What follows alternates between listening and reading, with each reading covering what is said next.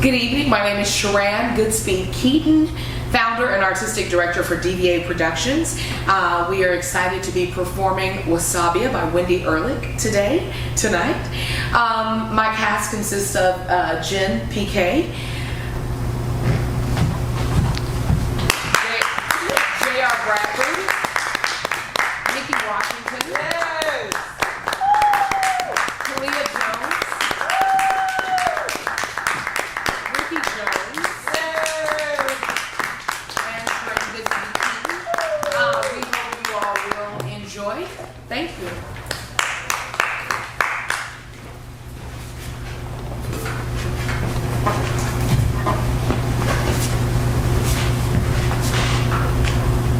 While the audience is filtering into the house, lights are low on the stage. Digoxin and diazepam, beautifully dressed, are setting up the stage, which is suggestive of Vivian's one-bedroom apartment. They're mostly focused on props, evidence of medical detritus, prescription bottles, a folded-up walker, and the like. Also a few notes on things. A post-it indicating which cord to pull up the blinds with, labels for the different light switches, etc. They work in a focused, earnest way, not paying any attention to the audience and not too much to one another. The only times they interact amongst themselves are when they are placing prescription pill bottles. They read the labels with interest, show each other, subtly react to them in different ways. They know these drugs and have opinions about them. At curtain time, they take a few last looks around, then stand center stage and look at each other for a moment. Lights fade to black. When lights fade up on Vivian's apartment, Vivian and Carla, wearing a lanyard with a name tag, stand facing each other in awkward silence, in the same spots where digoxin and diazepam just were. I brought a few jokes. Jokes? If you like jokes. What kind of babel can fly? Pass. Why did the scarecrow... I'll pass on the jokes. You say you're from hospice? Yes. Because I'm dying. Yes. Why did you hesitate? Well, sometimes families don't want us to say that outright, but not in your case. So Benjamin thought it was fine to acknowledge that you died? I don't know a Benjamin. My brother? He probably figured it was kinder to be open about everything. You know, he once embezzled from the Girl Scouts, so he's not some saint. Okay, well, I'm your volunteer, so I can do anything you need. Anything? Well, not anything. I'm not a nurse, but we can play a game. I heard you were really into bridge in your younger days. What? Yeah, Benjamin must have told them. Obviously, we can't play bridge. And I don't know if you feel up to it with the cancer, but if your energy isn't too low, we can play something else. Did they tell you about my dog? Yes, a pug, right? Where is he, she? Dead. Oh. Yeah, unfortunately, hospice wasn't in time for her either. I'm so sorry. No, you seem very young to be doing this. I'm 19. And what do you think you can do for me? I could just help you with some stuff around the house. Unload the dishwasher, go get your mail. All I get is crap anyway. Ads, catalogs, offers for fixing gutters, roofs, furnaces, and clearly I got on some list for the decrepitude. You know, I just learned that you can cancel catalogs. You did? I'll get you off their mailing list. Write letters, make phone calls, whatever it takes. Whatever it takes. What if the dying person doesn't want a volunteer? Well, it isn't required, but I come as part of the package. Like cable TV? Did you ever have that? No, I didn't. Well, back in the olden times, even if all you wanted was HBO or whatever, you had to sign up for cable and be served this huge variety of other channels that didn't suit you, whether you wanted them or not. So you're kind of the Lifetime channel of hospice. Lifetime? Yeah, no offense. I like that one. They do this show called Married at First Sight. Right. That makes sense. But it isn't for me. Okay. They said this might happen. Who? Last Horizons. They said rejection was possible. Really? Yeah, so I'm not gonna take it personally. Good for you. But I paid the toll to get over here and it's raining. So can I just, stay for a short time? Fine. Just don't expect me to be like one of those made-for-TV movies where you win over the curmudgeonly old lady by being relentlessly cheery. Do you want to watch TV? No. You talk about TV a lot, so I wasn't sure. Yeah. It's sad, isn't it? No, I didn't mean it that way. God, I'm messing this up. You're right, though. My world is really shrunk. No, we're supposed to follow your lead. We're not supposed to be forceful or try to steer, and I think that's all I've been doing. How much training did they give you for this? 8 hours. That's it? Well, it wasn't all at once. Wait, you don't think that's a lot? Not unless you're a social worker with additional experience in things like this. It felt long. Extensive. Huh. What do they teach you? To leave our baggage outside the door. Once you come in, it's all about the person's wishes, making them comfortable, helping out however you can.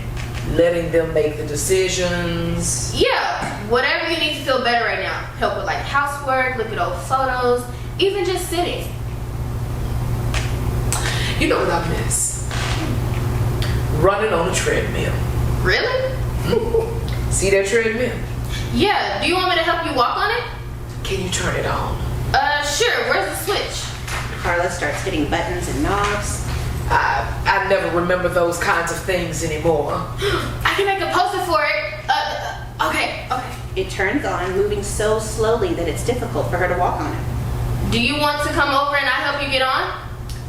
I'd rather watch you. Watching a young person run makes me so happy. Carla tries to figure out the controls. I'm not really a runner. Okay, here we go. Vivian settles into a chair while Carla starts to jog. Is this good? You could go a little faster. Carla does. Does it remind you of being younger? Yes. It reminds me of having no boundaries. But you do have to stay on this little rectangle. She runs while Vivian picks up a book and reads. Wait, you're messing with me. It's really helping me. It's good for both of us, I think. Carla turns off the treadmill. That was mean. Dying doesn't make you nice. Carla is out of breath, gets off the treadmill. You probably have regrets. Did your training tell you to say that? No, but if you don't want my services, then I don't have to follow the training. Thank God. I can just tell you, you're a mean old lady who's obviously unhappy. Such language. I'm in shock. Carla sits down in a huff. Now you're probably going to give me a bad rating. What rating? They'll follow up with a survey asking you to review my services. I guess I'll just have to be honest. I shouldn't have lost my temper. You were mad. It was a little mean of me. Thank you. Although, it could have been worse. I could have asked you to clean out the black gunk at the bottom of my sink. Well, I brought these special gloves, and You would actually like that, wouldn't you? I face much worse than black gunk. Huh? Are you one of those people who likes a good suffering contest? Let's talk about you. Tell me more about your brother. So you're in college. I'm applying. I'm taking a year off. Let me guess, going backpacking through Europe. Working at ShopRite and volunteering to help people in their final stages of life. Uh-huh. And how many dying people have you helped?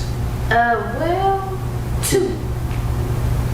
I guess there's no way to get any references. Tell me about it. Unfortunately, they both passed after my first visit, but they seemed really... One was a woman and one was a man. Sounds like you made a real connection. The first one couldn't speak anymore, so I read to her. The second had cancer, but he was asleep the whole time I was there, so I helped his daughter fold the laundry. So you basically have no experience talking with a dying person. Oh, I do. Really? I volunteered at a dementia ward in high school. Dementia? Why in the world would you do that? Well, my grandma was there. And you liked it? You enjoyed being around people who were losing all sense of themselves. I was happy to connect with them at that stage of their journey. No. I'm sorry. I don't buy it. Why? You're not being honest with me or yourself. No teenager hangs out with dying old people out of altruism. Do you know what that means? It's the act of being. I know what it means. I got a really high score on my SATs. Well, why would I want my last conversation to be spent exchanging banal pleasures with a teenager I hardly know? Well, it doesn't seem like you have many other options. For once, Vivian doesn't have a response. Sorry, I know you have your brother. And my neighbor Mildred. And my niece in Chicago. She calls sometimes. She's in commercial real estate. Oh, that's nice. We talk about the need to be ruthless. She gets me. But her son has flaws. What kind of flaws? Diagnostic flaws. The ones where you don't understand people. I'm not sure I've... Social cues. Autism? Yes. That must be hard. You know what? Let's just do jokes. Okay. Knock knock. Who's there? I want to help dying people. I want to help dying people who... I want to help dying people who aren't actually dying. Huh? Knock knock. Who's there? Confused volunteer. Confused volunteer who? Confused volunteer who should have checked the address. Carla scrambles for her paperwork in the phone. Knock knock. Who's there? 2 doors down. 2 doors down who? You're not Lois Richmond? 2 doors down lives Lois Richmond and her pug. Shit, why did you tell me? Carla angrily gets her coat on, gathers her stuff. No, honestly, maybe you're not cut out for this. I mean, both of your patients died after their first visit, and then you go to the wrong house. You're such an asshole. It comforts me to be an asshole. I'm not here to comfort you. Clearly not. But I'm not going to give you a bad rating. You're not my patient. They won't even ask you. Still, I think Last Horizons will want to know about this traumatizing mix-up. Carla stops and turns. I'm sorry that I made you think you were dying. Yeah, why'd you have to get my hopes up like that? Please don't report me. Answer me one question and I won't. Okay. Is today Monday? Yes. Good. That's it? No, you're a joke. What kind of bagel can fly, right? Well, Plane. Carla weakly indicates an airplane taking off. Vivian stays deadpan. you're really killing me with that one.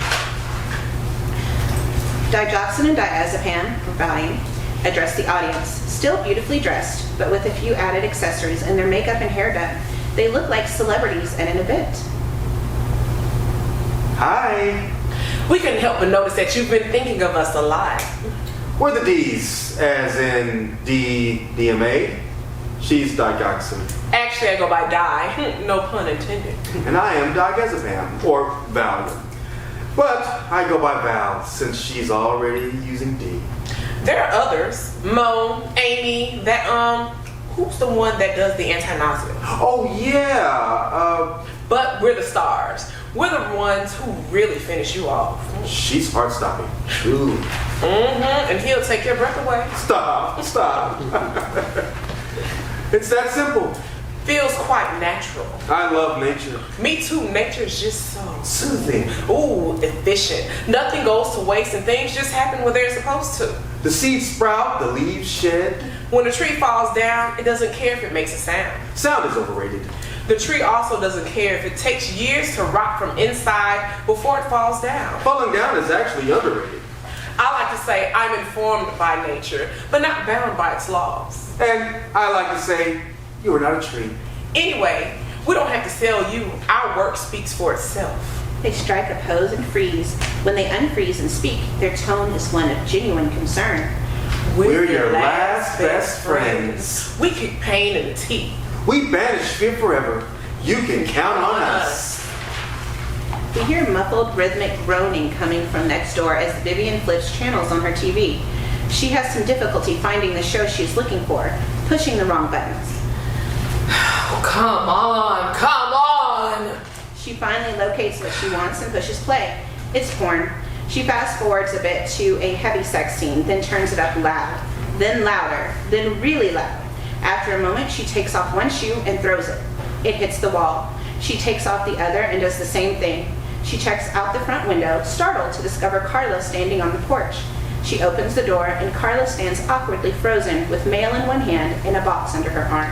Hi, I can come back later. What are you doing here? I got your mail. She holds out a stack of catalogs and other junk. That's why you came? On the TV, a woman yells, "I'm coming! Oh, I'm coming!" Carla is visibly mortified. You seem busy. I'll just come But back. I'm not watching that.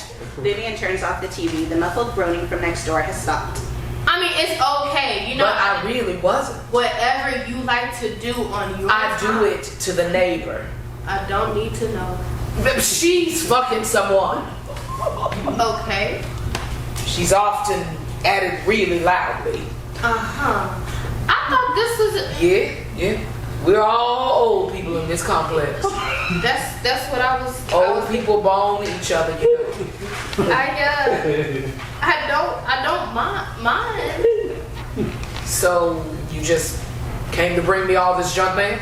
No, I wanted to thank you What? for not contacting Last Horizons about my mistake, but I can see you have something going on. Oh, come in. It's my neighbor Mildred who has something going on with Rich, a retired mechanic. He takes Viagra. Okay. I mean, which is good for her. But these walls are very thin, so when I see him come over, I turn up the porn just to mess with them. I see. They do it right here, on the other side of this wall. She has a, you know, Gestures the shape of a mattress, searching for the word. damn it. A sex pillow? No. For the kids to sleep on when they visit. A pullout? He doesn't do that, I don't think. Agitated, trying to think of the word. Oh, I can't. Come here for a second. You see this list of letters? Can you read them aloud? Sure. I'm supposed to tap the table when I hear A, so track me. Go. Vivian taps the table at every A that follows, only missing where indicated. FBACMA. The muffled groans of Mildred and Rich start up again. Vivian, agitated, throws a shoe at the wall, trying to keep her focus on the test. I haven't missed one, right? But go on. Is this a game? It's a mocha test. I need to know where I stand. What's a mocha test? Keep going. Okay. J, K, B, A, F, A, K. The sex sounds transform into a pounding against the wall. Damn it! I missed one, right? That is loud. It's very distracting. Vivian throws the shoe again. The sex sounds quiet down. Okay, so forget that. Read the digits at the top of that page and see if I can recite them back in order. This is MCI, mild cognitive impairment. Yeah, but those are just my notes from when the doctor called. Okay. But they say I have Alzheimer's early stages. Oh no. Right now it's called mild cognitive impairment. It explains the needs for all these notes and random blanks that come over me sometimes. I'm so sorry. It's mild though right now. Supposedly. Could it stay mild for a while? Nobody knows. But anyway, why are you here? Oh, I brought this for you as an apology for the mix-up and to say thank you for not saying anything about it. She hands her the box. Vivian takes a wreath out, decorated with shells and starfish. It says, "Life's the beach." Buying my silence, huh? Oh, okay. I thought it might brighten your day. I saw your neighbor have one. Mildred. I think she likes wreaths only slightly less than she likes cock. Every single month, a different goddamn wreath. Even the ones with no major holidays in them. Right. I guess there isn't one coming up. Thanks, but I'm just not the wreath lady. Do you want to give it to Lois Richmond? I guess. I'm not incompetent, you know. I know. There are a lot more Mildreds than me's. You would have gotten it right 9 times out of 10. How is it going with Lois? Good. She's one of those cheery little old people with the apple cheeks, dying gracefully, apologizing for not getting up when I enter the room, that sort of thing. Just your type. I bet she collects stuffed animals, right? I'm not sure. She has Louis. Did you know that's he's her 17th pug? No, I'm not talking stuffed animals. Lots of women in this complex have collections of them. Don't you think that's weird? I don't know. I don't really know about that, all of that. I mean, women in their prime don't do that. Does your mother collect stuffed animals? No. And she must be what, in her 40s? She died, but yeah. Oh, I'm sorry. When? 6 months ago. I don't really want to talk about it. Okay. Maybe the stuffed animals are for her grandkids. No. It's not about the kids. Plenty of childless women just like me suddenly decide they love stuffed animals in their 70s. I mean, Mildred has a whole collection of that guy with the ears. Dumbo? No. You know, We hear light moaning starting up as Mildred and Rich start round 2. Vivian shoves page 2 of the mocha test at Carla. before you go, but just read these numbers. I think a doctor should be the one. I need to know where I stand. So come on. I'm supposed to read them backwards. 21854. 4, 5, 8. Give me your shoe. Huh? Vivian slips off Carla's shoe and throws it at the wall. The sex sounds diminish for only a moment, then start up again. Vivian gets more frantic and shoves new papers at Carla. Vivian, I don't think this is the right. Forget the numbers. Here, I drew the clocks. The clocks look right? Yes, they do. But give me your other shoe. Vivian throws Carla's other shoe at the wall, which seems to have no effect as the sex sounds escalate and we hear loud thumping against the wall. If you don't put the arrows on the hands, then that's points off. I see arrows. Look, Vivian. It's supposed to read 10 minutes after 11. The thumping next door gets even louder. God damn it! He must be giving her a concussion. Carla swiftly gets up, grabs the shoes, and throws 2 at a time, shouting at the wall. For fuck's sake, finish yourself off. The sex sounds stop. Vivian is speechless. Look, it doesn't matter where you stand. Clocks, the alphabet, the numbers, it doesn't matter. You're here now. You know what you know, and you're here. You really do whatever it takes, huh? I told you. I should get over to visit Lois. Sure. Sorry again about the... Indicating the read. It's just, I'm the same person I was when I was 40 years old. If I don't want to read, I'm not going to pretend that I do. I get it. Life's a beach and then you die. Good one. Or in my case, it's more like life's a beach and then you don't even know what a beach is. And then you wander around for a long time trying to wear your bathing suit and then you die. Thank you for laughing. In the dark, we hear a sound clip highly produced. You're watching Lifetime, and this is Married at First Sight. Lights come up on Val and Di sitting side by side on a couch on one side of the stage wearing wedding gowns. And a male interviewer speaks to them in voiceover. So, Di, Val, we'd love to hear your perspective. We're usually chosen by other people. Although we're super committed. We want to be with people who are ready for what we're offering. And you're talking till death do you part. Yes. The question is always, do you have what it takes? Do you love yourself enough to accept the kind of love that we have to offer? Unconditional love, compassionate love. Love that is contagious and pragmatic. You know what hurts to talk about it? But we were chosen recently. And it seemed like we were wanted, But it didn't work out. The person just ignored us, left us sitting on a shelf. So after something like that, you question You move on. a little less certain of people's intentions. There are so many others who would be grateful to have us. Now with Vivian, I'm not quite It seems promising. Vivian enters, also in a wedding dress, and joins the drugs on the couch. They smile in greeting and all hold hands. Vivian, what do you think? Well, I'd say I can't get them out of my mind. They're like angels, like gifts from the heavens.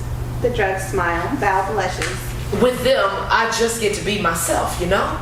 I'm settled in my own skin and I don't have to change who I am. She's funny. She's no nonsense. She's so smart. She got a PhD in library sciences. But she was also a kick-ass editor, never afraid to cut things to the bone.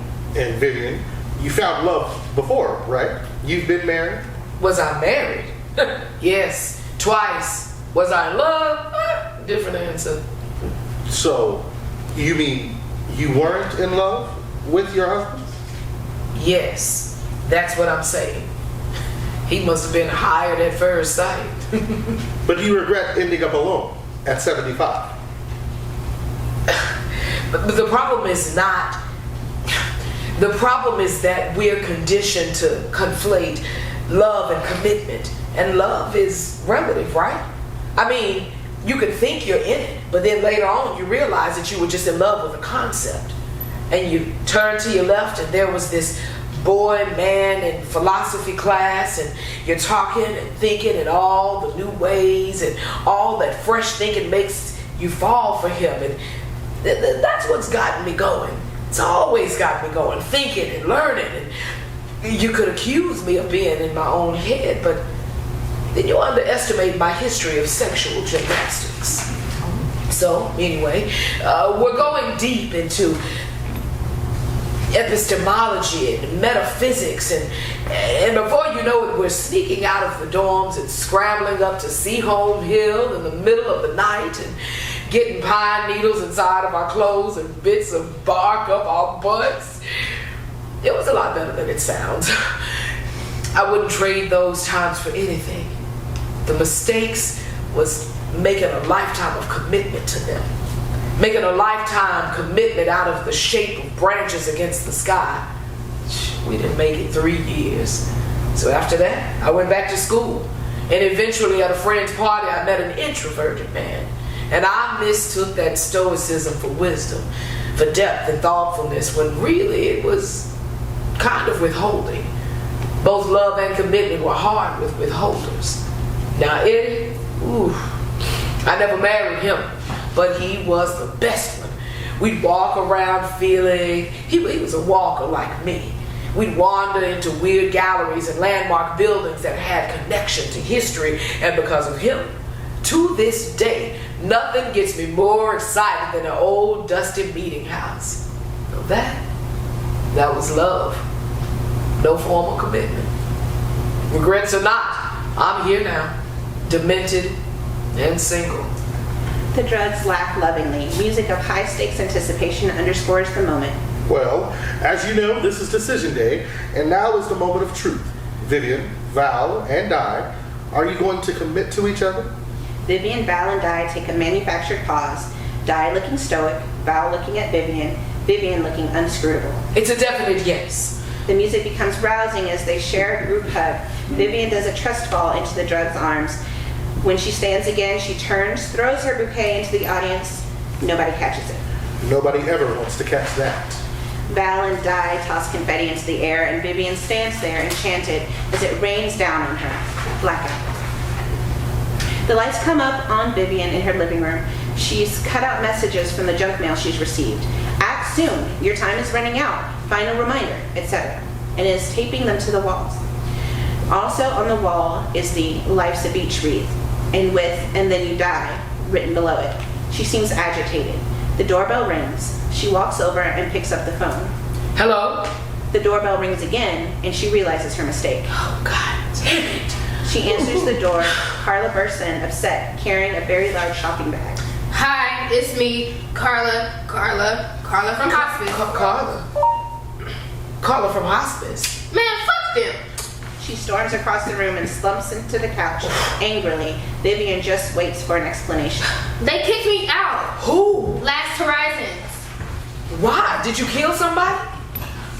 No. Why would you assume that? Did you steal something? God, Vivian. Did you get a really bad rating? It's just bureaucracy. Stupid rules. Oh yeah, I know all about those. Yeah, so sorry for being uniquely qualified for this position. I do have for having experience with deaths. Isn't that what they want from volunteers? You would think. Unless that experience was killing someone before you became a volunteer. Why did I even come over here? I have no idea. Referring to the collage. What is this? It's my wall of urgency, reminding me that I have to be proactive. Proactive? You took that wreath out of the dumpster? It grew on me. Why did they kick you out of hospice? Because my mom died in January instead of June.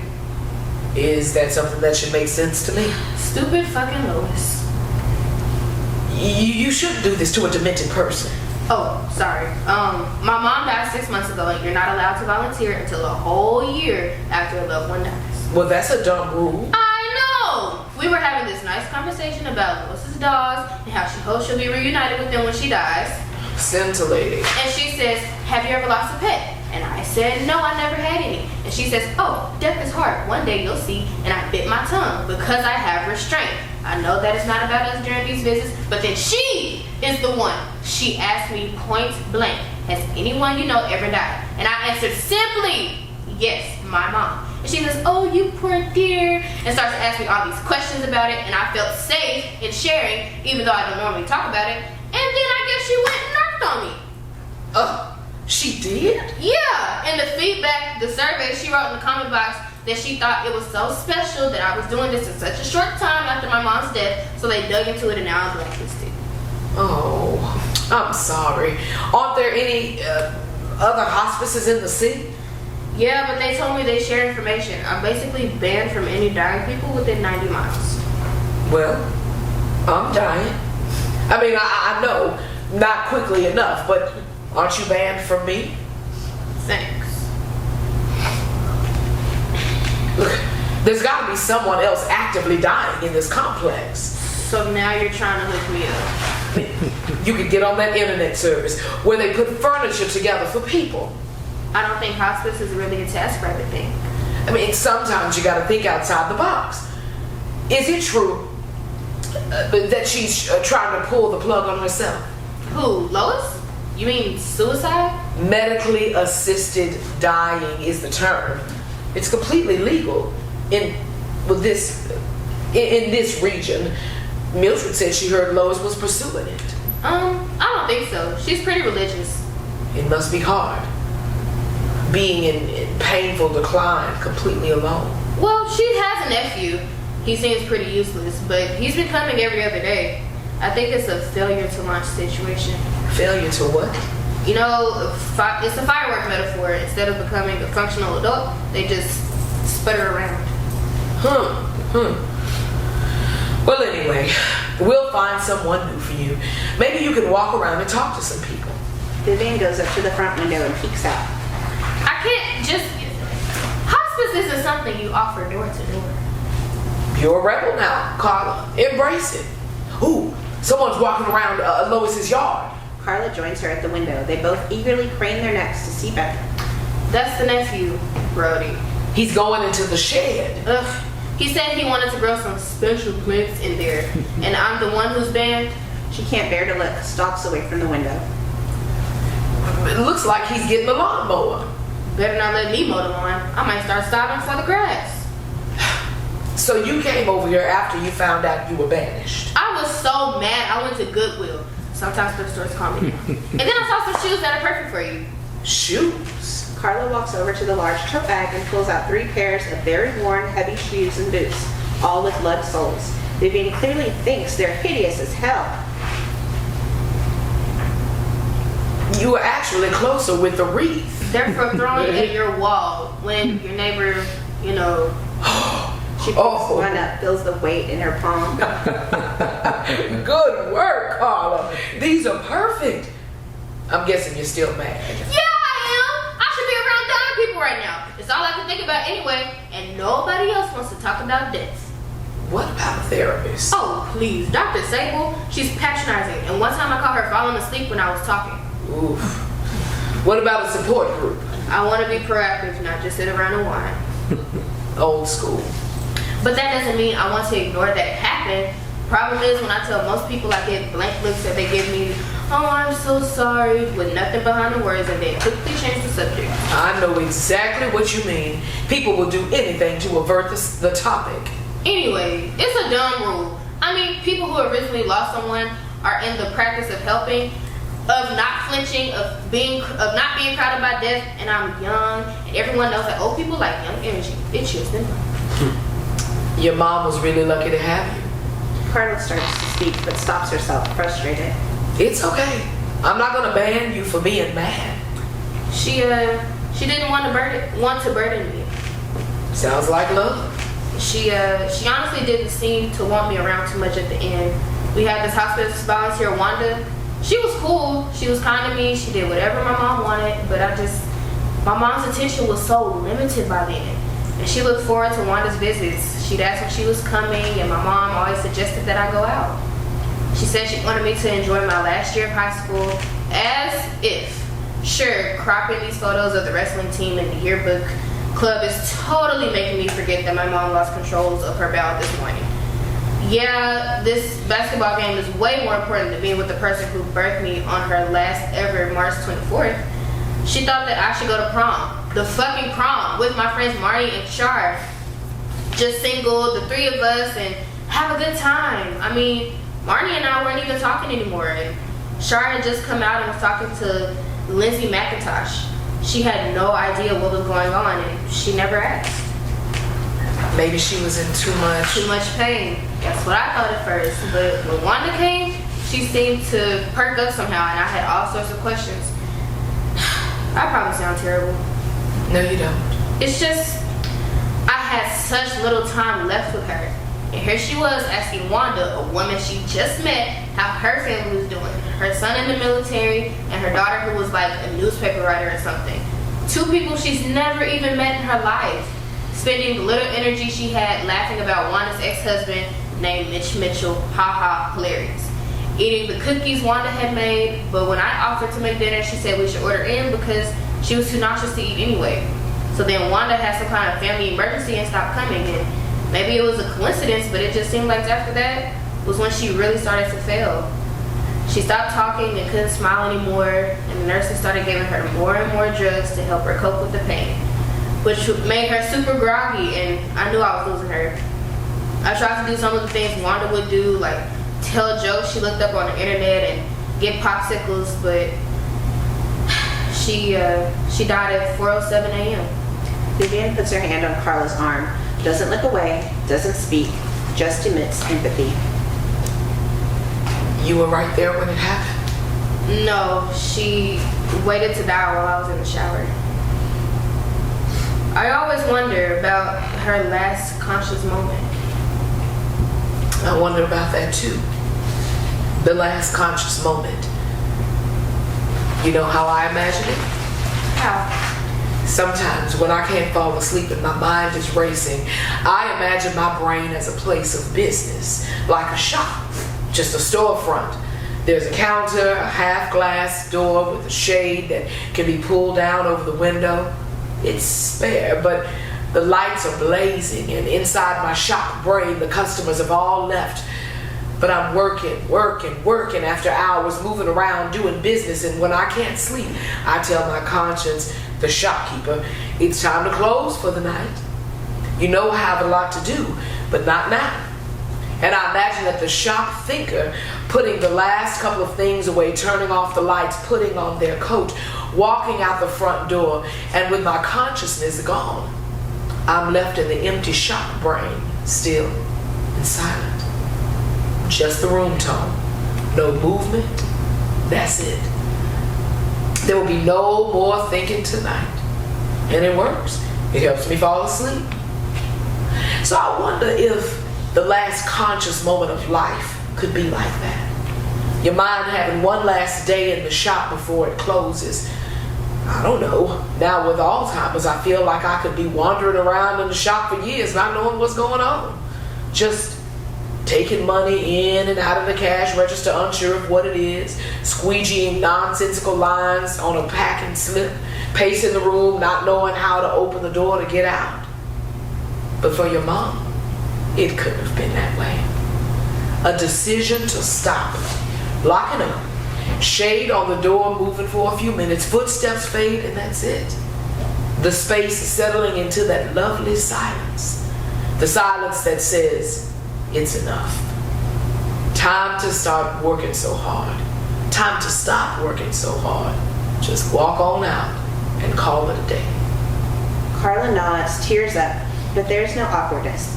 They are both comfortable sitting with this grief and poignancy. Suddenly, there's a terrific grinding sound of metal on metal, a guy yelling. It gets louder and closer. Carla and Vivian jump up, and we see a man's head go by the window. The riding mower he's on is scraping the side of the building. He yells as he goes by. I can't stop it. Oh, Jesus. Carla and Vivian run up to the window. There's another terrific crashing sound. Then they speak simultaneously. Failure to launch. Failure to launch. They share a laugh, which is also a release. The sound of the lawnmower continues to get louder as the lights fade. In the darkness, the sound of the lawnmower intensifies, then transforms into that of an airplane's engine as it's pulling into a gate. The engine cuts, and a spotlight comes up on Val and Di, standing side by side behind a podium, wearing gate agent uniforms, white shirts with jackets. Di holds a microphone and speaks. Val scans tickets over the following. There is a beeping sound after each scan. Ladies and gentlemen, it is time to start our boarding process here at Gate B5. We'd like to invite our Imperial VIP Plus customers and those who need a little more time getting settled. They stand pleasantly waiting. Val scans a few passes. Vivian nervously approaches them. Is this gate B fine? Yes, it's B5. I need a pass. I wish I could just give you one, but I think you're supposed to be at B4. Before? Before what? That's all the information I have. Well, how long before? Before may have already departed. I can't control time. I need be fine. Maybe B9? It's not B9. It's killing my brain. Look, I'm into fewer barriers. I'm into greater access. So is Val, right? Totally. But we're not the ones in charge of giving the passes. We just bring you up and then ultimately down. To a peaceful landing. Attention, Terminal B. We're extending our boarding to those in the frontal lobe. I'm in the frontal lobe. In the section that manages executive functions. Are you really? I'd like to talk to your manager. Look, I'm not your enemy. I'm on your side. Vivian takes a deep breath, shifts into a confiding tone. Okay, here's the thing. I checked the mirror the other day, and I didn't recognize myself. For 30 seconds, I felt like I was staring at a stranger. I mean, that's next level. The next level will be Imperial VIP Plus. That's what I'm saying. I might be in Imperial VIP Plus of cognitive decline. It's possible. How do you know when you're in Imperial VIP Plus? We use facial recognition to board. So does B4. And B9. So sorry. Fuck you! Now I'm writing those in Terminal B with a functioning cerebral cortex. You know what? I don't need you. And those traveling with healthy hippocampus. You're actually no better than that bottle of Tylenol or a shotgun. Both Di and Val look at her. You think you're so special, but you're just one of many ways to do the deed. Oh, really? How many have been carefully crafted over the decades? Specially engineered to avoid suffering. I am in demand. We are in demand. Do you know how many people we've saved from an agonizing end? Do you even know what happens if you take us? I mean, basically. The opening act is antiemetic. And, right, To keep you from vomiting or feeling nauseous. if you're lucky, in the form of sweet chocolate. After and, you have an hour to take us And to if drink. you don't, you can take more and. After which you have another hour. And you can take all the time you need. Sure. Nobody will rush you. Anyway, we're the main event. Made up of Mo, Amy, Dee, and me. We taste bitter. Like a fancy cocktail or blue cheese. Or ground up aspirin. We're nothing like aspirin though, to be clear. Anyway, the bitterness is fleeting. That should be our ad slogan. After we leave your mouth, And you can follow it up by swishing up with some flat coke we travel down the esophagus. quite quickly. It's wonderfully tight sensation for us. When we arrive at the GI tract, On the melting away, the dispersion, we are absorbed first into the intestine walls, and right behind there are veins. and we slip into them as though there were no barrier. For us, there are no barriers. Once we're inside of you. Okay. So how about for me? Right. So you'll immediately fall into a light sleep. Immediately? Within minutes, usually. And once you're asleep, Mo and Amy block any pain and anxiety. in a short time, you fall into a deeper sleep. We make everything slow down. I focus on the heart, And I, the lungs. then in essence, In tandem, in an elegant sort of, message delivery, it's just, ends. and anyway. There's a lighting shift as Val and Di step out from behind the podium, revealing that they are both wearing the same pants and slippers as Vivian. In one swift motion, they both pull off their uniform tops and jackets to reveal that they are also wearing the same t-shirt as Vivian. That mirror thing must have been awful. It was. We know who you are, Don't worry. and you know that we're not just some shotgun. Yeah, I know. We want to help you. We're here for you, even though we're not here yet. You just have to be patient. There's got to be a way to get you for your destination. Di grabs the podium mic. Boarding all roles in flight from Oregon. I'm usually not one for positive thinking. Just relax, loosen up, let's celebrate how far we've come. He starts to make Vivian's shoulders sway, lightly dancing with her. Boarding all roles in flight from Washington. Never was into up with people. We're not people anyway. Vivian starts to kind of get into it. Boarding all roles in the flight from New Jersey. At least you're in the right place. Sing it, D. They all sing and dance. California is the best for giving people eternal rest. Colorado sure got real bravado. We all know that in Hawaii, aloha means goodbye. In Montana, you can make a planner. Let's celebrate the states of the art. Let's celebrate the states of the art. Let's celebrate the states of the art of dying. If Washington's your place, you can end your life with grace. Expect to go in New Mexico. Go. When it's dignity you want, you can count on Vermont. Release the pain and meet Jamaica in May. Let's celebrate the states of the art. Let's celebrate the states of the art. Let's celebrate the states of the arts of dying.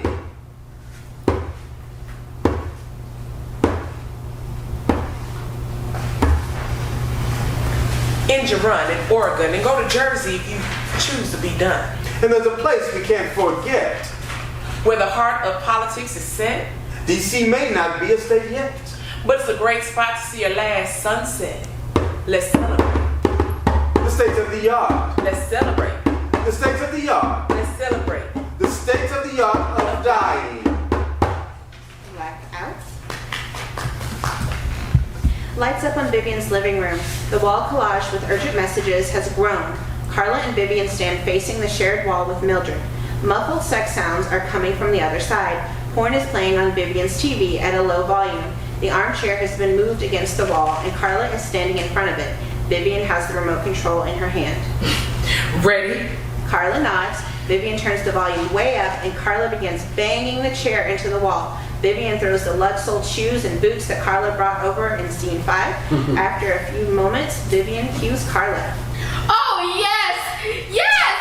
Yes! Vivian cues Carla to stop and turns the sound down. They listen. The sounds have stopped on Mildred's side. They stifle giggles, then startle as the phone rings. Vivian picks it up. Hello?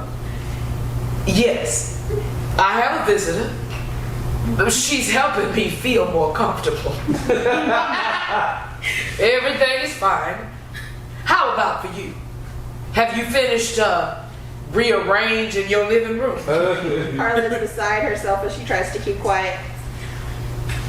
Mildred, I have to go. My guest is coming at this very moment. She turns the volume of the movie back on, and they both bust out laughing. Masked by the sound and free to let it all out. Finally, Vivian turns the movie off. I think that was our best one yet. I feel a little bit badly. What? You? Why? She's been helpful to me lately. Oh, I see. You might need to use her in the future. No. You can always tell her that you don't remember this. Well, true. And it's entirely possible that I won't. I'm hungry. Carla crosses to a grocery bag and pulls out some deli wraps. I brought the usual. What's that? The turkey wraps you like, from ShopRite. I'll take your word for it. How was ShopRite? Well, I did all the shelves in aisle 10, a shit show of cereal. Plus we had 2 new brands, so I had to find a way to make space. Out with the old, in with the new. No, just in with the new. That's what made it so hard. Right up your alley, huh? Yeah, I got into my zen space, squinted a little, saw the different rectangular shapes, the shelving heights, and the solution kind of unfolded. Sounds like my little nephew. The autistic one? He's good at spatial stuff? I actually don't know. I haven't talked with his mother in a while. Why don't we call her? No. Why not? We're not really close. But you're thinking of her. I'm sure she'd love to hear from you. It would piss Benjamin off that I called his daughter instead of him. I doubt it. Anyway, since when do you care about pissing someone off? He feels he's owed some gratitude for inserting himself in my life in a show of caretaking. I don't want to deal with it. I always wished I had a sibling. It's weird to me that you have one and you don't even like him. Well, I imagine if your sibling was Pervy Pete. Maybe we'd be friends. Come on. He might be a very different brother than he is a manager. A beat while they eat turkey wraps. Have you heard from your dad? No. He's a piece of shit. I do agree. I bet he got evicted. You know, my aunt calls him despicable heat. Who? Pervy Pete? My dad. Oh, he's a piece of shit. Did I say that already? No. Okay, yeah, you did say that. Fuck! Come on, Vivian! This is why the training says... I don't care what the training says. I won't have you agreeing with whatever crazy bullshit my broke down brain decides to make me spew out. Don't ever do that to me, Carla. You promised. Okay, I'm sorry. I won't do it again. Listen, I'm still here. I'm still anchored on reality. I know. What would you say? 85%? Huh? I'm about 85% with it at this point? Sure. She goes to the wall collage. Okay. Well, we need to take action on this limited time opportunity. What are you talking about? Remember that accident? That guy? Riding the... You mean Brody? When Brody scraped the siding of the whole complex with the lawnmower? Completely unmovable. He was trying to be helpful. He's the... Shit. Not son. But related to the dying lady a few doors down. Yes, Lois. He's her nephew. I told you this. Right. Good. Oh, well, Lois is dead. Oh. Not like it's a plot twist, but I mean, sure it's sad. Wait, didn't you say Lois was planning to kill herself? Yes. Whoa, so yes, she had the drugs, but she died before she could use them. Oh. We're gonna get those drugs. Wait, why? Mildred gave me the kid's number. He owes all this money for that lawnmower damage. I said I'd pay him $5,000 for the drugs. By law, you're supposed to dispose of them if the person doesn't use them. You're supposed to throw them in the trash with coffee grounds or something. But Brody said he'd fake it. Vivian, slow down. I can't get the drugs myself. Legally, it's this whole cumbersome bureaucratic process where your doctor has to sign off that you only have 6 months to live and you have to be in your right mind, etc., etc. Well, shit, once you have Alzheimer's, you're basically totally fucked. You want these drugs for you? You know what the average is? The average. I wrote it down. She goes to the wall collage and pulls a piece of paper down from a corner. Vivian, please. The average life expectancy is 7 or 8 years after diagnosis. That's the average. But some survive 20 years or more. 20 years or more. Hold on. I need a minute to catch up. I'm ready. Let's do this dying thing. This is a lie. The dementia is only going to get worse, Carla. It's going to cost a ridiculous amount of money to take care of me, and I'm strongly attached to my mind. I don't want to live without it. You have the money though. You own this place. You have that account from your ex-husband. I want to leave that to my niece. She probably would rather have you spend it to take care of yourself. She's got a son with special needs. Plus, she's practical, like me. Anyway, you might have lots of good years left. And I might have 7, 8, 20. That's torture. What is it you want me to do? You need to help me get the drugs. Why? You have Brody's number.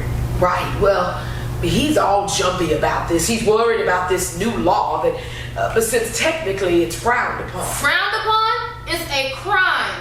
Could mean years in jail for him, or me for that matter. Nobody's going to find out. Anyway, he has all these stipulations. He won't come here, wants to meet in a parking lot. He wants someone to vouch for me that this is all above board. And I need you to do the talking, just in case I blank out and say something stupid. This is not what I signed up for. Also, I kind of had to... What? To make him comfortable, I let on that I'm a little sickly. How sick did you say that you were? Cancer. Just a little sickly with cancer? Well, it's very hard to get these drugs. People won't let you take matters into your own hands unless you're physically ill. So you lied. I told him that I was just a little over 6 months to live, so I'd be approved by Dr. soon anyway. Oh, God. So he could see it as a win-win. A win for him and a win for you. What about me? Sounds like you're asking me to drive you to a random parking lot and vouch for you, whatever that means. Just showing up is vouching. Okay, also lie about your health condition. You don't have to actively lie.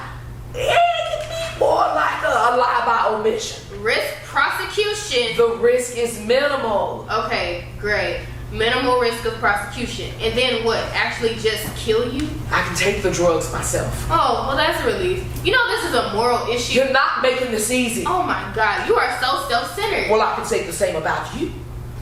Who's the one with the dying brain here? Who's the one whose mom died 8 months ago and is being asked to kill someone? This is not a suffering contest. Oh yeah, well, I won't do it. Carla, Ask your brother. I don't trust him. That's not my problem, ask your niece. We're not that close. Plus, she's the beneficiary of my estate. She's got motive, so they could easily come after her. I thought you said nobody would find out. If she were involved, it would raise flags and... I don't want to. It's against the natural order of things. You know what? You know what's against the natural order.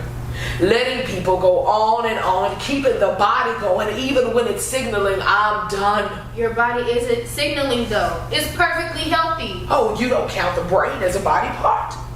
Carla, it's the beginning of the end. You can't know that for sure. I'm kind of shocked here. I gave you more credit than this. Today you were laughing. Today you were joyful. Yes, and I'm grateful for that. So you still have a quality of life. Carla, here's what's known. I'm going to slowly disappear. I'm going to become more and more impaired, unable to recall my likes and dislikes, who you are, who I am, how to take care of my basic human needs. I won't be myself. I'll lose my essence. I don't see it that way. That's the facts, Carla. That's not facts, that's bias. Oh, God! See, that's the problem today. Nobody agrees that there are facts. A subjective, universal truth. Who's to say you will disappear, that you'll lose your essence? People with Alzheimer's can't complete basic cognitive tasks. And so you're saying that you're defined by your ability to do cognitive tasks. That will show me who you are? It will show you that I'm here. That I can process on a fundamental level. Right. But I still don't think it will show me who you are. Why do we dismiss people whose brains aren't functioning in a typical way as gone? Maybe we just need to change the way we relate to these people. God damn it, Carla! I don't have time for philosophical debate. Well, I'm not going to help you cure yourself just because you tell me to. I'm not jumping on that treadmill. You're overthinking this. Maybe you're underthinking it. What I'm saying is that maybe if you weren't conditioned by society to think that you'll be gone or disappeared or not yourself, then you wouldn't in your life. You don't know what you're talking about. When I volunteered at the dementia ward, there was this man, James. Sample size of 1. I got to know him pretty well. Could he communicate? Not with words, but in other ways. Oh, God. See, that's our society's viewpoint. And you've picked up on it yourself. The complete disdain for anyone suffering from this disease. I have disdain for the disease, not the person. He could sing. Sometimes he would smile on occasion. He wore a bow tie up until his last day. Then he put it on himself. No, but he would bring it to his nurse. And she would do it. He wanted the bow tie on. He'd been a financial guy when he was younger and apparently a social guy, and he stayed that way until the end. He was still capable of expressing himself. He was still there. And do you think he was happy? I don't think he was unhappy. Not unhappy. While having people feed him baby food and wipe his ass. Instead of helping people with brain trouble to kill themselves, maybe our focus should be on shifting how we treat people who are struggling with dementia. I don't have time for your lofty principled bullshit. It is called the sanctity of life. But where does my say come into it? Look, I'm a person. I am losing. What is myself? To me, do I get to decide what is myself? Of course you do. That's not what I was Myself is beyond describing. Memory and thinking, stitching concepts and descriptions, stories, sarcasm, and jokes that are funny because of the context. And smarts. I'm losing. So for me, this is the end. How long have you been planning this? I don't know. Pretty much since I got my diagnosis. So I started coming here, and then you decided to kill yourself? Don't. I'm the one with the serious problem here. I thought you said it isn't a suffering contest. The sound of a crowd applauding starts rising softly. I am confiding in you for a reason. You are an exceptional person. You started this because you want to make a difference for someone at the hardest moment in their life. There are limits. Please, Carla, be my Wanda. Lights fade on Carla and Vivian in a stare down as the sound of applause gets louder. As you hear the voiceover of a game show announcer. And now, ladies and gentlemen, welcome to the place where feeling bad is great, where the excruciating is exalted, and where no pain truly is no gain. It's the suffering contest. Crowd cheers. Lights come up on 3 podiums. Vivian and Carla are standing behind 2 of them. Here's your hostess of hardship, your MC of agony, your master of competitive caring, Di Jockson. Crowd cheers.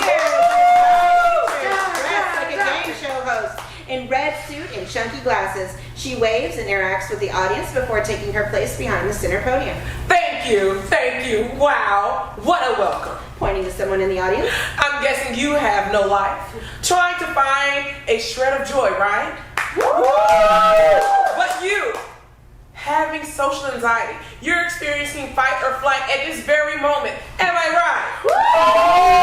The question is, who has it worse? That's right. We all know that suffering is not equal, but our contestants are here today to prove that they have the shortest end of the stick. They have been dealt the worst hand, and the world owes them big time. The winner will receive the title of Queen Sufferer, a pallet of Kleenex boxes, and a special algorithm that puts all of their social media posts at the top of everyone's feeds for a month. They will, of course, receive no cash, so neither can be able to claim anything good ever happens to them. So now let's meet our contestants. She's only 19, but already her father left the picture. Her mother has died, and she spends her days working with perishables and pantry staples. You could call her distress in a dress. Please welcome Carla Patton! And up against her is a woman who is staring down the barrel of dementia. She never had children, and her only friend is a geriatric nymphomantic who lives next door. Give it up for raging, aging Vivian Walters! Now, not only do I hear sex through the wall, but I have to hear her describe it afterwards. And right out of the gate, she's competing. Tell us more. She calls it her festive time and says that he likes to see her body through the holes of her crochet blanket. Wow, talk about TMI. Point for Vivian! Hey, I didn't know we were starting. And Carla's competing too. When I've been down to stock the bottom shelves at work, my manager stands there staring at my ass. Clearly, you've never lived through the 60s. See, when you're young, people dismiss you. Good point. When it comes to suffering, does ageism come into play? Yes, nobody wants to think about the elderly, and difficulties seem more tragic for the young and beautiful, so they get a lot of sympathy. Why would you say that's true? Because people think it's cruel when the young can't enjoy their carefree days. Boom, that's right. My mother died, my dad's an addict, I live alone, and I didn't even get to go to the prom. She takes a victory lap around the stage. Point for Carla. Vivian, you better be careful that you don't make the case for your opponent. I have no little toe, and I can't even bend down to take my shoe off to show you. Not true. I've seen her do it before. She does old lady yoga.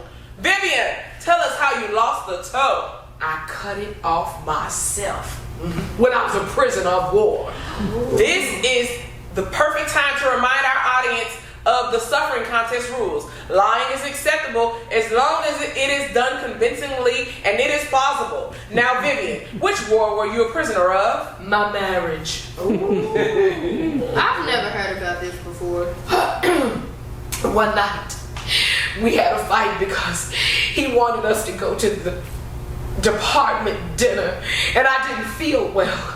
He didn't believe me. He made a big thing saying I didn't look like anything was wrong with me, and that it was really because I didn't care enough to support him. So I took a butcher knife from the kitchen and chopped off my pinky toe, and I asked him if that satisfied his need for physical proof. Mental.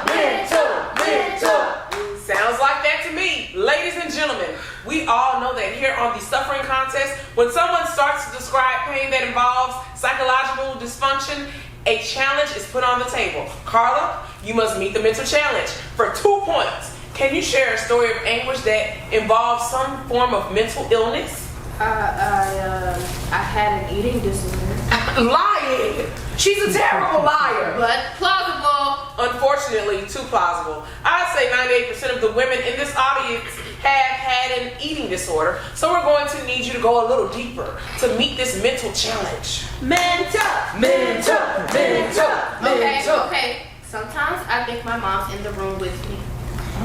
And the terrible part is, I think she's there, but I don't like that she's there. Even though I miss her and I give anything to bring her back to life, I don't like ghosts. So I asked her to leave. And then I feel so guilty that I go to sleep in the hallway on the hardwood floor. Well, that definitely qualifies, but I'm afraid Vivian wins this challenge for chopping off her own toe to make a point to her husband. At least my story was true.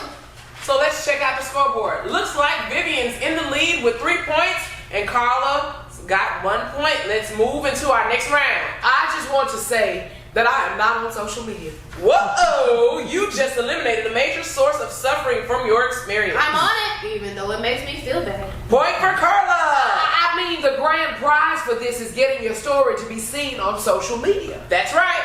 Well, that prize will do nothing for me.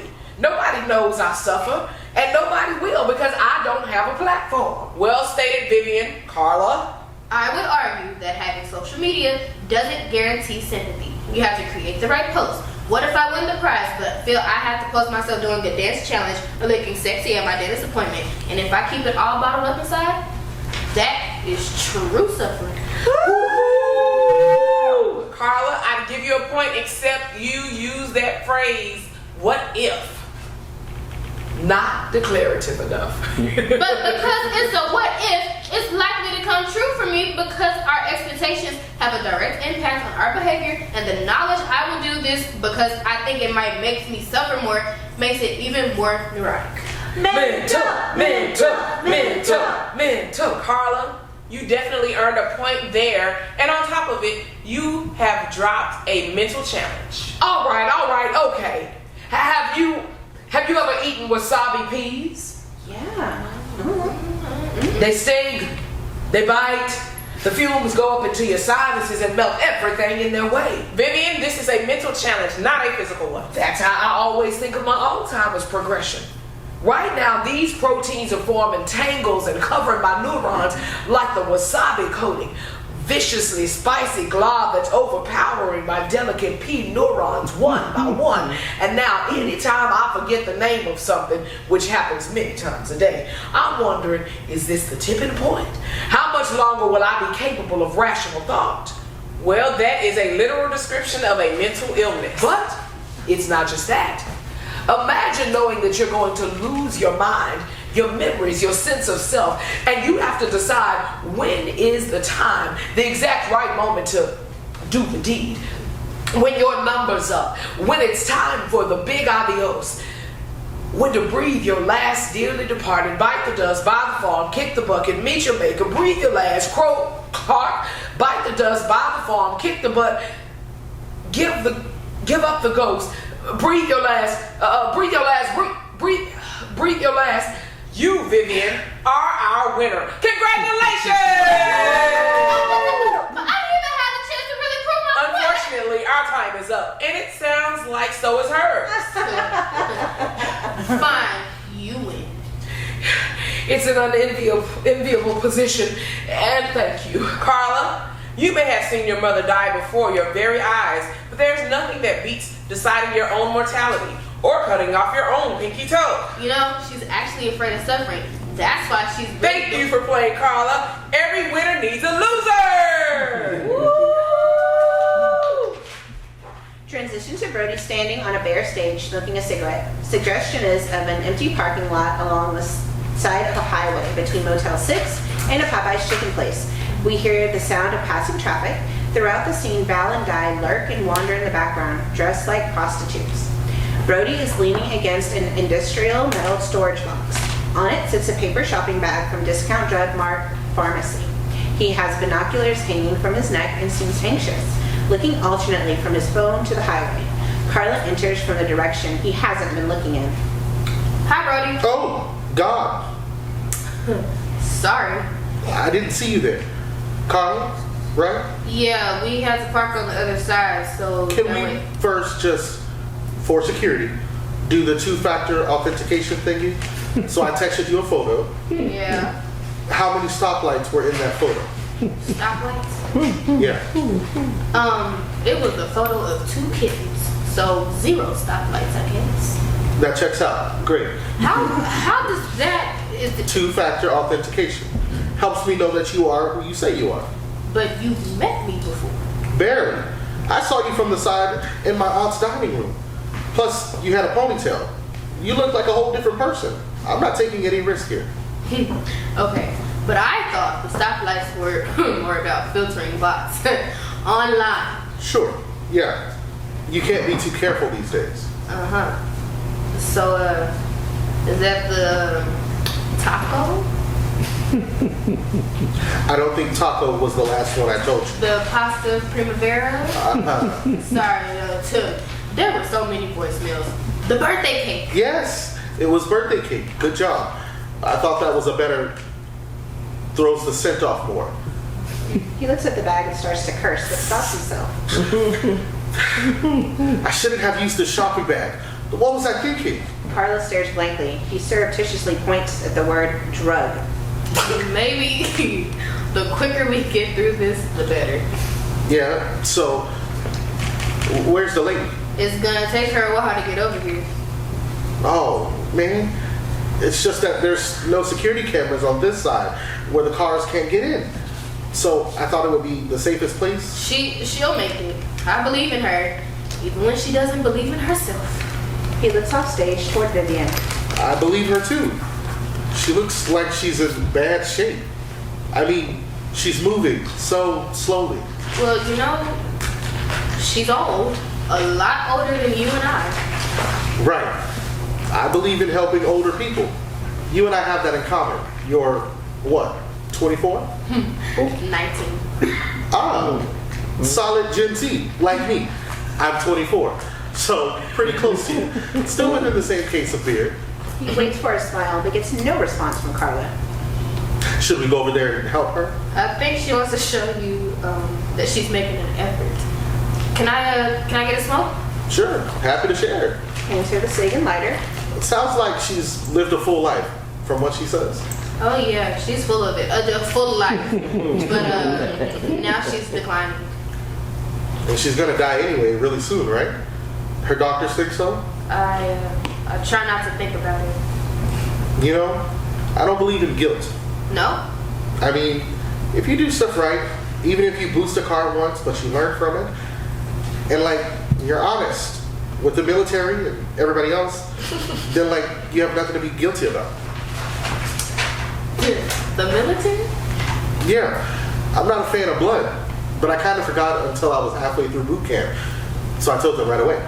That doesn't sound like a big deal like other things could be. Right, it's not like I was faking. How can you fake puking when your bunkmate drops his phone on his face and gets a bloody nose? Well, people fake a lot of things. I don't believe in that. Me neither. You know, the thing about guilt is that it's never too late to start feeling it. A guy I worked with once mopped the floor and forgot to put out the caution sign, so an old lady slipped and broke her leg. She hasn't walked since. He never did a thing wrong before, but now he's got to carry that on his conscience. Where do you work? Where do you work?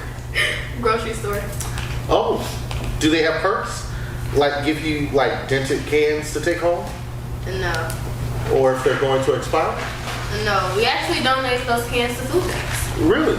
Yeah, we don't throw them out just because they're past their prime. Still, that's a good job. It pays well, I bet. Not at all. I actually got the job when my mom got sick because I wanted to help with the medical bills. Isn't that pathetically sad that I thought I could help? It sounds nice. But now, I don't know. I'm used to it. It doesn't take a lot out of me so I can put my energy into my hospice work. And get rich quick schemes never work. I'm trying to find a home for my aunt's pug. You mean Louis? Yeah. My cousin, that asshole, pardon me, inherited my aunt's estate. Surprise. But he doesn't want to deal with the pug, so I don't know what will happen to it. Maybe you can sell it and make a profit. Really? Nah. Look, I'm just concerned with the welfare of living creatures. Clearly. My aunt was pretty out of it the last few weeks. I think she'd gone senile. It was hard to hang out with her, but I did. She saw strings everywhere, heard the doorbell when nobody was there, kept asking me to go out for a drink. Maybe she was an alcoholic. Referring to the drugs. Maybe she was talking about that drink. Oh, maybe. I didn't even know she had it until the hospice people asked if I was going to dispose of it. I would never have given it to her. Oh yeah? She wasn't mentally capable. Couldn't make a sound decision. I'm not taking a chance on murder. At least you're getting some money out of it, right? Right. I mean, no. I'm not. It just seems like a waste to get rid of it when someone's going to be approved anyway. It's like donating the cans, you know? Right. Do you like to go on road trips? Is that another code I missed? No, just asking because I work at Wiz Rentals. And you know, you have to be 21 to rent a car, but I could make an exception for you if you ever want to go somewhere. As long as it wouldn't make you feel too guilty. I'm a good guy, you know. Vivian enters, walking very slowly with a walker, faking physical frailty. Over the following, she puts on a kindly grandmother persona. And here she is. Hello, Brody. Nice to meet you. Yeah. Hi. Sorry to make you clump over like this. No, it's fine. Who knows how many more days of clumping I have left? Isn't the whole point of this so you will know exactly? Yes, you're right, Carla. A smoker. Just when I'm really stressed about something. Carla lost her mother recently, so she's still grieving. Yeah, I know. My aunt told me. I'm sorry for your loss. Thanks. I made sure you got good feedback on that. What? I was helping my aunt fill out the hospice survey. I added a little comment telling them how great you were for doing this so soon after your mom's death. You did that? Yeah. I guess I take after my aunt. She got a lot of mail from charities. What the hell does that have to do with anything? They would send her like free greeting cards and stuff. So she must have given them a lot. But she sounds very generous. You okay? It's the cancer. It's advancing. There's not much time left. How much do they say you've got? Oh, 6 miles. Meters. Metaphorically speaking, she's got about 7 months, but feels like 6 miles to clump along. Yes. Yes. Thank you, Carla. Maybe you can give Bobby the purse. Yeah, I don't think I have the strength. Carla comes over to unput the fanny pack that Vivian is wearing. Then Carla hands the fanny pack to Brody, but he doesn't take it. Just before we, wrap up this birthday party, I have to, this is a big deal. Yes, it is, and you're very sensitive. By not getting rid of it, I've already broken the law. You're not going to get caught. Carla will destroy all of the packaging so there's no trace. She's going to be right there with me. Clearly, this is unwelcome news to Carla. That's good. She seems like someone you can trust. Well, for this to be ethical, she has to be able to take the drugs by herself. Luckily, she's planning to do that. Oh, yes. You have to be able to make the decision. I am capable of making the decision. She knows exactly what she's doing. I just want to make sure that this can't come back to me. And Carla would never allow you to get into any trouble because of something I do. She'll be right there to remove all the evidence. Right, Carla? How can I say no? Val and Di approach Brody and flank him, an arm around his shoulder, one around his waist, perhaps tracing a finger down his ear. He doesn't seem to notice or feel them. Grabbing the fanny pack from Carla. Oh, Bobby. I'm losing my strength. Here's the money. Can you check to see if it's all there? Thanks. He approaches Vivian but doesn't take the bag yet. Instead, he asks earnestly, Do you think there's any chance I'll go to hell? No, I don't. You're doing a good thing, a hero kind of thing, and I'm so thankful to you. Plus, you're making a bunch of money too, so win-win. That money's gonna help. That money's going to help me get my own place. First and last. I'm not just gonna piss it away or anything. I thought it was to pay for the lawnmower damage. Oh yeah, that too. You do whatever you want with it. You deserve it. Can't believe my aunt left everything to my cousin. I mean, that dipshit OD'd twice. Oh. she looks to be experiencing a wave of pain. Sorry, that's just part of my Stick. Both Vivian and Brody stare. Carla indicates her own abdomen. It sticks her right here. Oh yeah, I've had that shtick before. I mean, I'm sure it's nothing like you're going through. Don't mind Carla. She gets overwhelmed easily. I should have stayed there from dying people. What? Huh? She was in a band for dying people. A hospice band. I'm in a band too. It's called Urgency. That's funny. Vivian has a wall of urgency. What do you play in your band? I don't play. She sings. She's a great singer.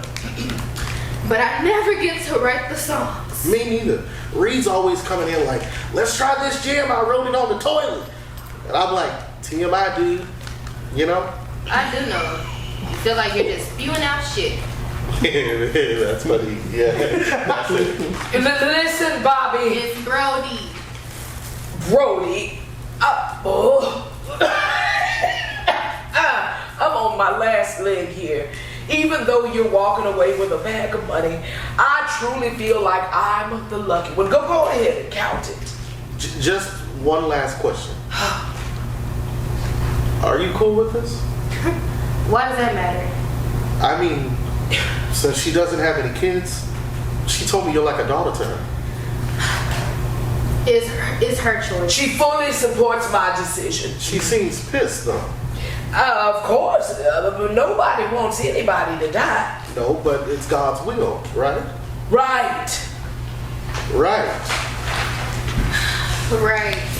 Satisfied, Brody starts counting the money. Vivian slowly walks towards Carla with her walker. Thank you. There's 5,000 in here. We said 10,000. Carla counted it. You said 5. You wrote down 5. No, it's always been 10 because of the first and last plus security deposit. That's Carla's mistake, not mine. Throwing me under the bus now? Maybe it wasn't a mistake. Honestly, she seems kind of against it. I swear you wrote down 5. Could have been a subconscious thing. Look, if she's against this, I don't know. Carla is fine. It was probably just my mistake. Well, which is it? Vivian crosses to him quickly in desperation, leaving her walker behind. Look, there was nothing wrong here, Bobby, or Billy, whoever. If I'm not knowing you correctly, don't think badly of me. I'm mostly polite. I'm just here begging you to revise this. It's going on too long. I know it's a hard edit. We need a hard edit, but I need you to understand that I'm asking you to have this money or more money. That's fine, but let me take this back and make the change, please. I don't know what she's talking about. She has Alzheimer's. No. Mild cognitive impairment at this stage. Does she even have cancer? It's worse. It's worse. Where are we right now? In the parking lot. What city? I'm not gonna. What country? A place where you can't get out. Brody puts the fanny pack in the storage container, takes the shopping bag. This is true. I'm not comfortable. I'm sorry. Brody leaves. Vivian, you left the walker. You weren't making sense. He could tell. It was time to be honest. You decided. I'm gonna support you through this. It's all about you. It's not. You know why your mom liked Wanda? Don't. Because Wanda gave her the space to let go. I'm not talking about that right now. You cling on. You don't really know me. Your mom needed to escape you. Fuck you. I'm just telling you. It's time to be honest. You're so manipulative. In ancient cultures, they could acknowledge death. No, you can't make this a history lesson after telling me that I killed my mom. And you can't take things from people that aren't yours. But I didn't. All of us are going to die, Carla. We're all going to die. You're a coward. You don't have the guts to face what life has dealt you. Oh. And you're so brave. You think your mom's death makes you wise, but it's only made you blind. You'll write a college essay about it and everyone will think you're so strong. But I know the truth. You will always be motherless and afraid. Carla slaps Vivian. One more time ought to do it. Just a little bit harder. Carla, filled with anguish, stumbles off stage. Val walks out holding a microphone, doing a stand-up comedy routine. Sound of crowd applauding, laughing plays throughout the set. Are we doing okay out there? Yeah. So what's the deal with Takis, you know? The snack chip? They have a spicy flavor called bad zucchini. I'm serious, which is weird kind of name for many reasons. I mean, zucchini is the blandest vegetable, right? I mean, the thing has no taste. It would be like calling a bagel zesty plain or an ice cream extreme vanilla. That makes sense, right? Bad zucchini. Sounds like a porno set in an Italian grocery. or a tragic chick flick with a single woman who can't afford a dildo. Speaking of things that don't make sense, have you ever choked on your own saliva? Anybody? And I think you could argue that it's the look human can fall. No, seriously, you could just be doing your grocery shopping or whatever and breathe in spittle, and it's like boom, instant convulsions. Way worse than any kind of other coughing fit, the kind that you cannot mask at all. like a cat with a hairball, huh? And it always makes you feel ashamed as an organism, you know? Like, if I can't even, should I even be alive right now? God's up there like, feels weird. Yeah, so lots of things been weird lately. I got a divorce about 6 months ago. Yeah. Woohoo for me. One of the reasons was actually because of his name, Mitch Mitchell. I mean, after a few years, I couldn't take him seriously any longer. I know his parents did it to him. But once you're an adult, it's your job to change your name if it's a dumb name. And of course, I had to decide whether to take his name or be Wanda Mitchell. I just couldn't. Sounds like you're trying to say one-dimensional while drunk. One-dimensional. One-dimensional. She's too one-dimensional. Plus, I kept hearing it as a question. One-dimensional? No thanks. I don't wonder. You're not that funny. Hello. So nice to meet you. You want to come up here? Sure. Really? Wow, take her. Okay. I assume no responsibility for what is about to happen. You're a hospice volunteer? Okay, stating the obvious, not a great comedy technique. You think you're some kind of entertainer? Or dying people not allowed to have fun? I mean, bad zucchini is all so empty. Made your mom laugh, didn't it? So my mom never wanted me to eat chips or Takis. She always wanted me to snack on veggies instead. Like, how classic mom is that? So one time I'm in the kitchen and I dig around in the fridge and I pull out this plastic bag of baby bell peppers. Doesn't everything come in plastic these days? I mean, our planet is choking with garbage and we're like, here, take some vegetables and future landfill wrappers. So anyway, I open the bag of peppers and start eating them, and my mom yells from the dining room. I think she was grouchy because she just gotten cancer. She's like, no chips, Carla. She heard the plastic bag and me crunch into a pepper and thought I was breaking into the chips. And I walk in to show her, and she laughed about that. I'm sure that really lifted her spirits. It's really dead out here, Carla. What? You're killing it, but not in a good way. See how it feels? Not in the right way. Look, comedy is all about timing. We weren't living in a sitcom. It was just a matter of timing. I couldn't stop your mom from dying, you know that, right? She doesn't know. She didn't choose me to come over. She chose human connection without the weightiness of context. To let go of who she most fiercely loved. She couldn't bear to see your unlined face and wonder how she would miss you. Wanda was presence with no past. Wanda was now. She could leave Wanda, but she couldn't leave you. So she pretended she already had. Everyone has to go in their own way. Carla takes this in for a beat, then Vivian starts throwing wadded up paper at Carla. I don't even know if she likes me.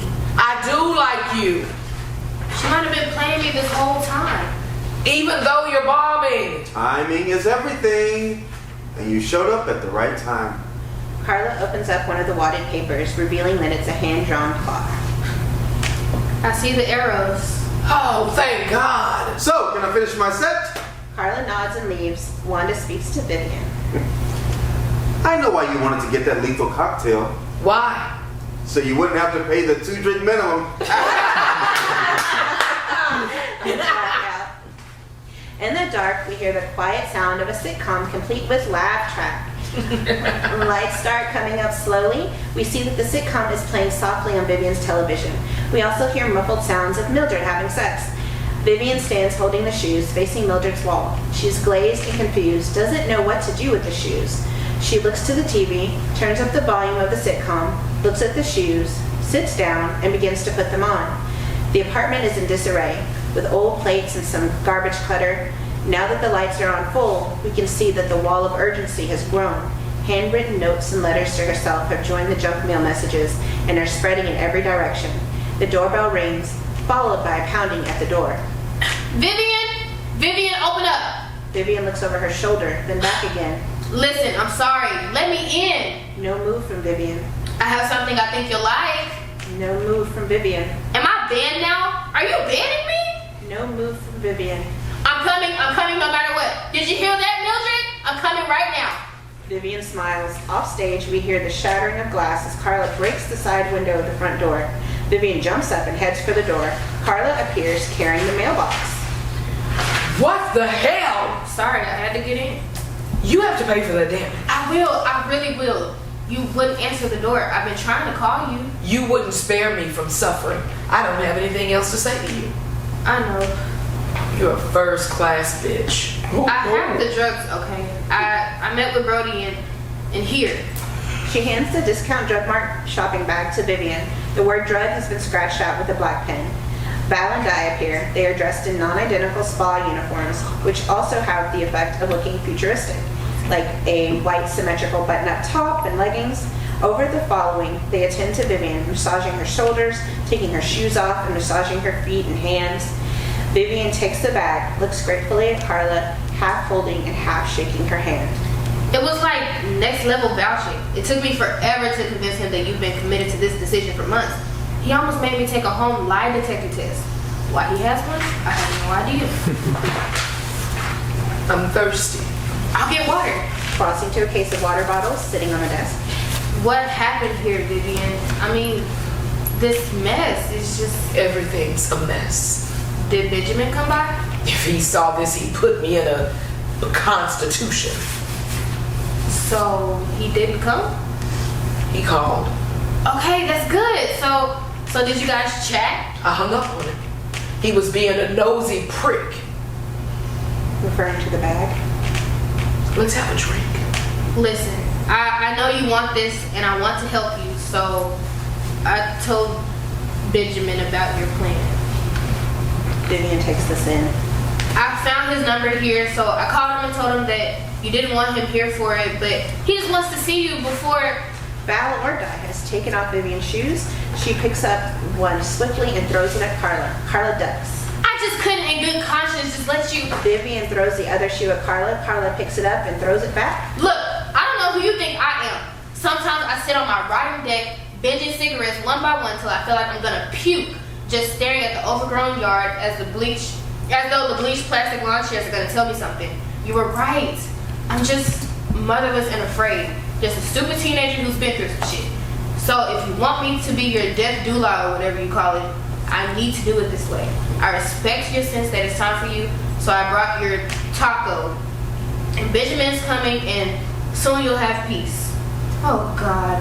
You're not falling asleep, are you? No. I'm wide awake. I'm not like your shitty therapist. I just can't look at you right now. You're too close and too far. You need your glasses. She sees them on the table, puts them on Vivian. Thank you. The author's intent is the North Star. You have to be careful that you don't layer in your own assumptions about the meaning. You should be invisible. A great editor is invisible. That makes sense. I've been a first-class bitch. No, yeah, you have. No bullshit. No. We need to look at your medications to be sure they aren't making you foggy so you can make a clear choice to take that drink. It looks like the rain stopped. Half listening, looking for Vivian's pill organizer. Uh-huh. You got your toes worth now. Carla stops and looks at Vivian. I can stay a little longer. Me too. The doorbell rings, lights go down, but we can still see the silhouettes of everyone on stage for a minute. Carla goes to answer the door, and shortly Benjamin, Vivian's brother, enters. He shares a brief, awkward greeting with Vivian, then he and Carla begin to move around the place, picking up garbage, preparing for the end. Meanwhile, Val and Di take their spa jackets and slippers off and pack them into small rolling cases. From the bags, they get regular coats and shoes, which they put on. Spotlight up on Vivian sitting in a chair, holding a cup. She speaks to the audience. Last but not least, or maybe it is the least, I mean, in my whole life in total, is this really? At the end of the cereal box, there's just powder. So last is least, or at last, at least. In no particular order, I made decisions. I have no major regrets. I've spent a good amount of time thinking about things, examining problems from all sides. I enjoyed books and sex and sarcasm, good olive oil and bread.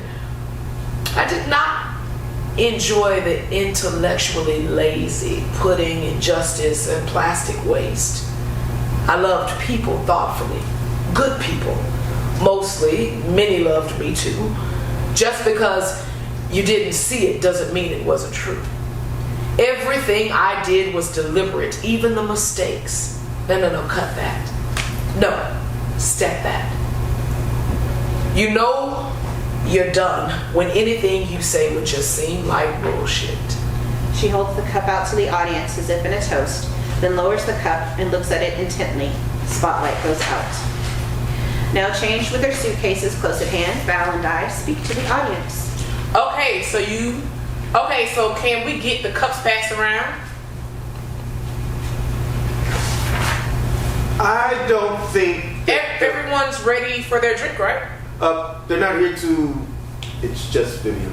Oh, I thought they were on board. Some are, some aren't. You're right, some look uncomfortable. Is Vivian comfortable? Yes, Then that's all that matters. but really, everyone has to be comfortable. Is Ann done? Yep, Ann did great. Mo and Amy are standing by. Okay. This is our hour then. Vivian won't take longer than that. She's a doer. All we are is a choice. We're the choice. A choice. The choice. Choice. Stops making any sense in the end, doesn't it? It's very clear to me. Are you? The bitterness is fleeting? I know. Like a fancy cocktail of blue cheese? When you work with someone for a long time, What's that? it's not about us, it's about them. It's about Vivian. Exactly. The heart, The lungs, in tandem, in essence, the choice. the choice.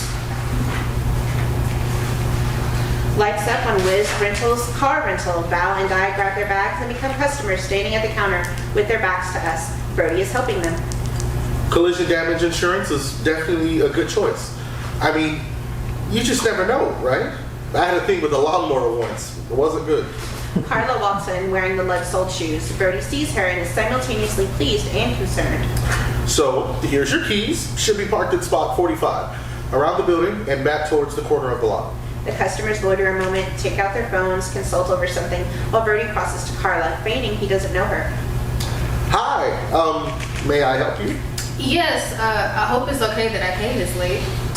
You're here to rent a car, right? We close in 5 minutes, but I never turn away a customer. Great. I don't need anything fancy.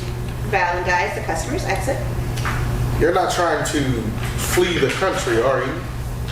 No, just going to the Poconos. Sorry, you said you'd give me a deal. That's why I came. Oh, yeah, totally. Happy to. So, nothing went wrong with the birthday cake? No, it's fine. It worked. He begins to process the transaction.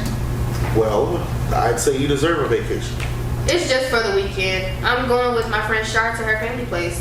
I need a little reset. Uh-huh. So the old lady she's... Yeah, she passed a couple of days ago. Are you okay? Yeah, I went to work yesterday. Spent the afternoon in frozen foods, which felt about right. We should have a moment of silence. I named the closet in my new apartment after her. You did? I wouldn't have such a big closet if it weren't for her. Of course, I can't tell anyone about it, or they'd ask for details. So it's like a private name I say to myself, like, I'm just going to go put this in Vivian's vault. I think she'd actually love that.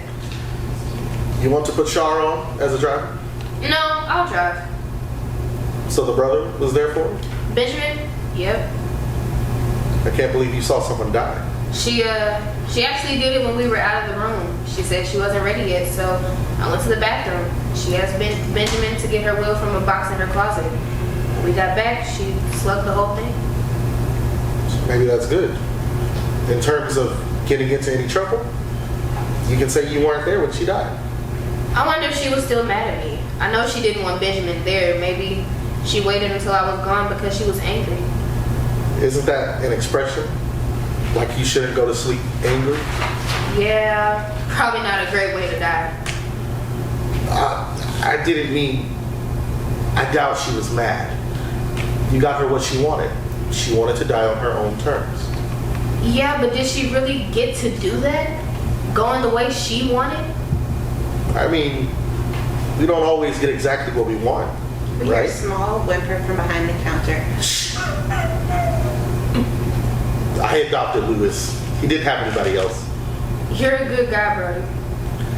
I'm gonna give you a convertible with heated seats so you can be cool and warm at the same time. Do you ever think about your last conscious moment? What it could be like? I hope it's like the end of a rock show. When you're performing like the last three chords, like dum dum dum, and then the lights go out. Boom. Wow, out with the bang, huh? I mean, if I could choose. I saw your post that your band is playing soon. Yeah, I'm pretty stoked. Maybe I'll bring a few people. Seriously. Purely in gesture of friendly support. Do not get any ideas. Okay, I'll put you on my guest list. First time I've ever said that. The customers appear outside the door, visible through the window. Oh shit. Jimmy must have put the car in the wrong space. I'll be right back. Okay. He opens the door and exits, and the customers follow after him. As he slams the door behind him, Carla is left in the silence. She notices the shade on the window on the door moving in the wake of the closing. The shop is still and empty. No sound except the room tone. Emotion washes over her as she recognizes she's experiencing Vivian's description of the last conscious moment. She flicks the light off, though we can still see her as she stands completely still. Clutching her rental car key fob, she looks up and nods. Blackout. End of play.